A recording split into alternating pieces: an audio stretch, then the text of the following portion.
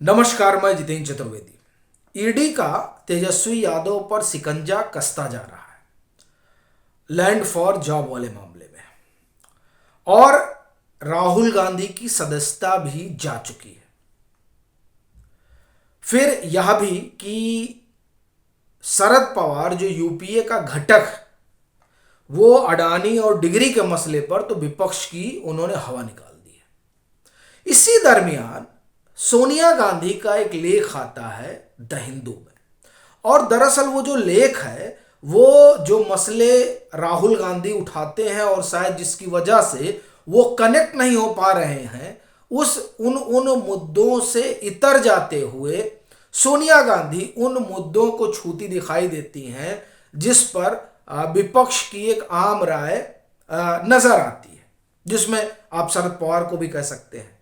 ये तमाम चीजें हो रही होती हैं। इसी दरमियान खबर आती है कि नीतीश जी दिल्ली आ रहे हैं। फिलहाल वो दिल्ली में है 3 दिवसीय यात्रा पर। ये उनकी तीसरी यात्रा होगी दिल्ली की, जब से वो महागठबंधन का हिस्सा बने। इससे पहले वो आए थे, तब राहुल गांधी और तमाम राजनीतिक दलों के नेताओं से उनकी मुलाकात हुई थी। उन्होंने फोटो वगैरह खिंचाया था और विपक्षी एका के ताने बाने की एक कहानी बुनने की शुरुआत की थी। हालांकि तब प्रशांत किशोर का बयान आया था कि फोटो खिंचाने और चाय पीने से तो विपक्षी एका नहीं हो सकती। दूसरी बार वो इसलिए आए चूंकि जब पहली मर्तबा आए थे तो सोनिया गांधी से मुलाकात नहीं हो पाई थी, वो उस दरमियान विदेश में थी। तो दूसरी बार वो लालू यादव के साथ जाते हैं 10 जनपद, और वहां से बाहर आते हैं तो प्रेस वार्ता में वो बताते हैं कि अपनी मुलाकात हुई और ये जो विपक्षी एका का पूरा खाका है वो एक बार कांग्रेस अध्यक्ष का चुनाव हो जाएगा, उसके बाद तय होगा। खैर, उस चुनाव के बाद लंबा अरसा निकल गया और नीतीश जी एक तरीके से विभिन्न मंचों पर कांग्रेस को वो आड़े हाथ भी लेते रहे कि देरी ये लोग कर रहे हैं। लेकिन फिलहाल उनको वो दिल्ली में है। लेकिन सवाल यही उठता है कि क्या ये जो यात्रा है वो पहले की 2 यात्राओं की तरह ही होगी कि विपक्षी एका की दुमदुमी बजाने की कवायद तो होगी, लेकिन फिर दिल्ली से पटना पहुंचने के बाद वो ठंडे बस्ते में चली जाएगी, या फिर इस बार कोई मुकम्मल तैयारी है, और अगर तैयारी है तो उस तैयारी के पीछे की कहानी क्या है? क्या वाकई में कांग्रेस ने मन बना लिया है कि क्यों ना नीतीश जी की अगुवाई में चला जाए? और अगर ऐसा है तो क्या वाकई में नीतीश जी जो जिस स्टेट से आ रहे हैं, क्या उस स्टेट में उस स्थिति में है कि उनका गठबंधन जो है वो 40 सीटें हासिल कर पाए 40 में से? और यह भी कि क्या जिस बिहार झारखंड को मिलाकर 54 सीट कही जाती है, क्या ऐसी अनुकूल परिस्थितियां महागठबंधन के लिए बनी हुई हैं? वह भी तब जब उनके मुकाबिल भाजपा है।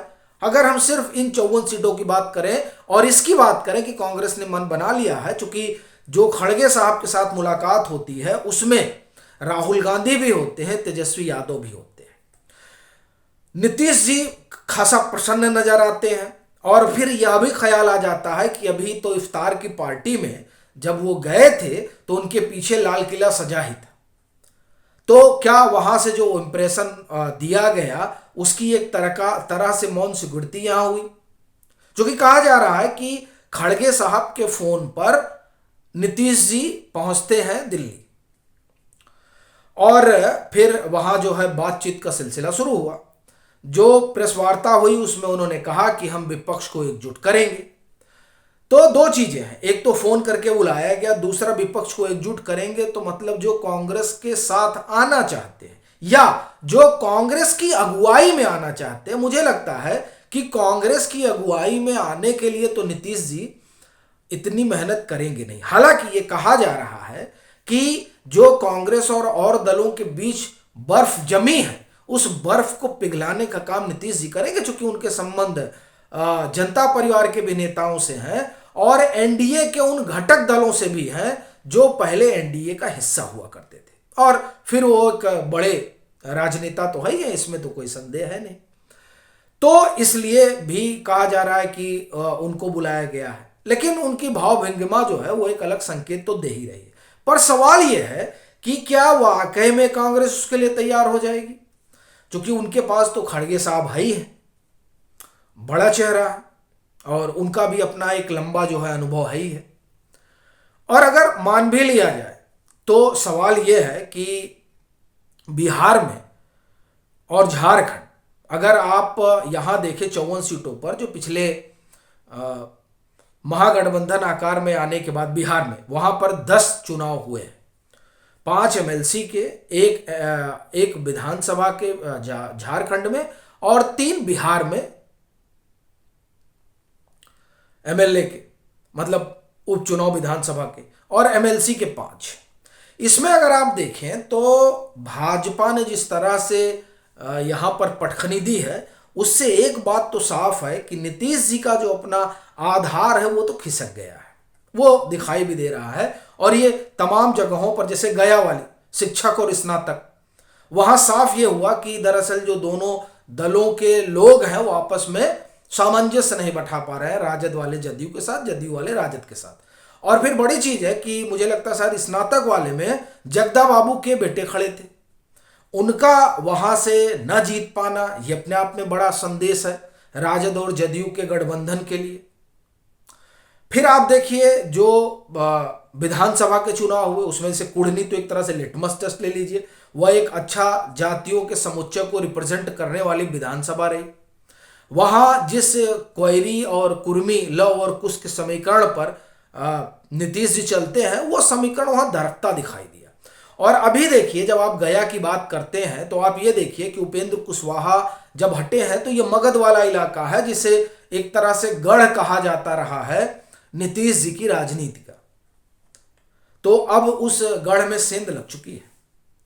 तो क्या वहां मुमकिन है इतनी सीटें पाना?